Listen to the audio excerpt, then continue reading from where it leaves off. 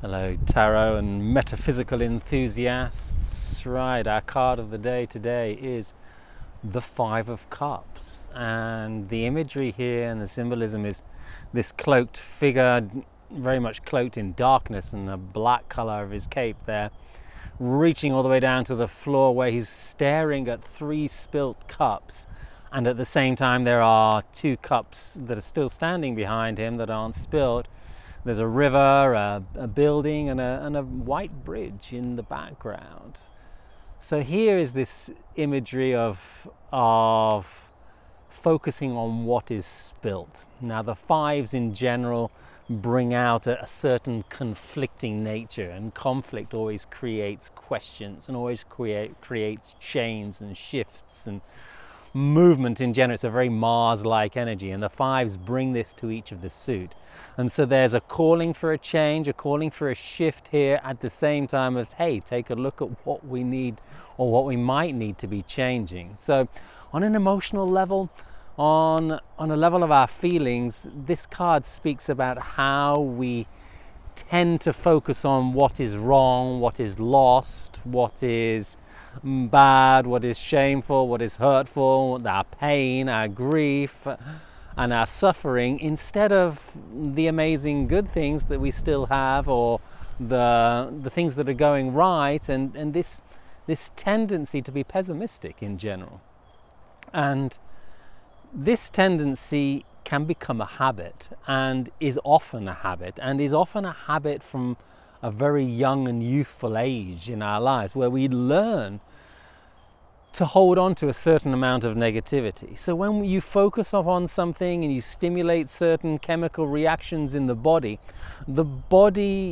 gets accustomed to, used to these chemicals flowing through our body. And even if they are chemicals that promote ill feeling, or promote a certain feeling of sadness, or maybe even anger or shame and guilt and pity and all of these other more negative emotional responses we have, the chemical reaction that our body is experiencing becomes a known one, becomes a learned one, and our body accustoms to it, it gets used to it, and it actually can be addicted to these chemical reactions. And so our emotional reactions, we can also see ourselves as being addicted to them.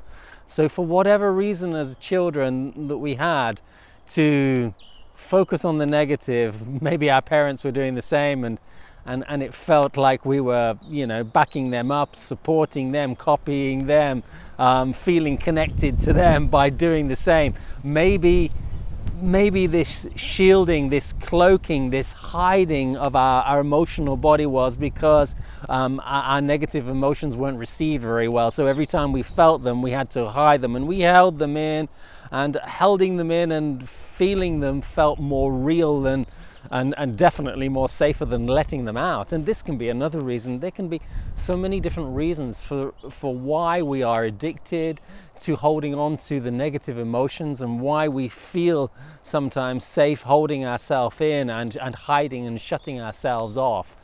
These negative emotions can definitely be the stories of self-worth that you may remember seeing, or you may know about seeing in the Five of Pentacles, for example. But here we're in the emotional suit, and unlike Pentacles, emotions change a lot faster. Water flows a lot quicker, and things change and move a little bit easier. And this is the flow of the river that's seen in this picture. And this is the important part of the message, that we do have this ability to just turn around and focus on those two cups. This has to become a practice. We have to build that bridge from this negative way of feeling to a more positive way of feeling. And that bridge is made from literally turning around and choosing to look at something different. And sometimes this is the most important message in our life. We can focus on the negative. There's always going to be tons of it in the world. It's everywhere.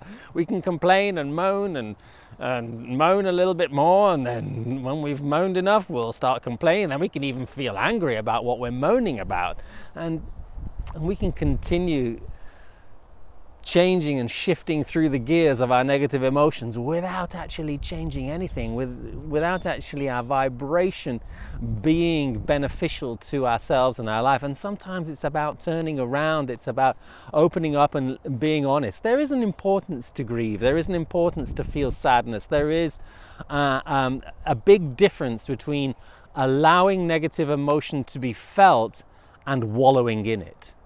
And here there is an addiction, and there is definitely an unconscious wallowing, an unconscious patterns of behavior that make us feel so attached to depressing feelings and depressing emotions, even though it doesn't seem to make sense. And when we step inside of our mind, we can convince ourselves that we're not doing it when we nearly always are.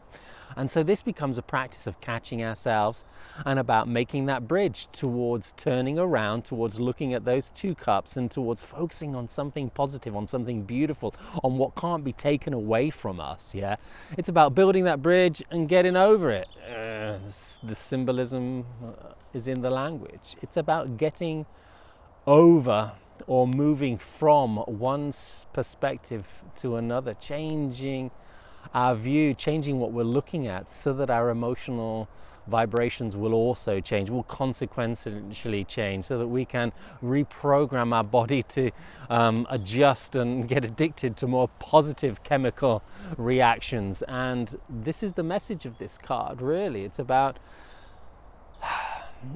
finding the strength to allow ourselves to feel the negativity that we're feeling, but the consciousness to recognize that this is an addictive pattern that we no longer need to hold on to, and we can practice moving away from. Hope you have a fantastic day. Hope this has been a beautiful message for you, and all the best.